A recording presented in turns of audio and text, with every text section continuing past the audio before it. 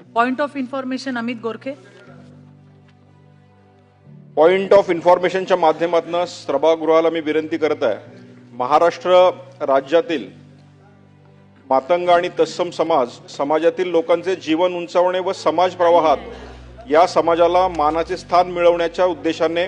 त्यांच्या शैक्षणिक, आर्थिक व सामाजिक विकासासाठी मदत व्हावी म्हणून महाराष्ट्र शासनाने लोकशाहीर अण्णाभाऊ साठे आर्थिक विकास महामंडळाची स्थापना केली असून या महामंडळातून व्यावसायिक कर्ज घेतल्यानंतर 10,000 रुपये सबसिडी दिली जात असून इतर महामंडळांना, उदाहरणार्थ महात्मा फुले महामंडळाला सबसिडी 35%, अल्पसंख्याक महामंडळाला सबसिडी 35%, अण्णाभाऊ साठे पाटील अण्णासाहेब पाटील महामंडळाला सबसिडी 35 ते 55% व रविदास महामंडळाला सबसिडी 55%, भटकेयुक्त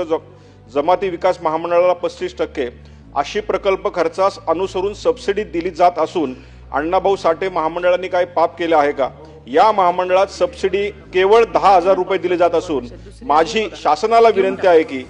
या समाजाच्या लेखी सहानुभूतीपूर्वक विचार करून इतर महामंडळाप्रमाणे या महामंडळाला प्रकल्प खर्चाच्या मर्यादेत वरील प्रमाणे अनुदान जास्तीत जास्त मिळावे ही नम्र विनंती.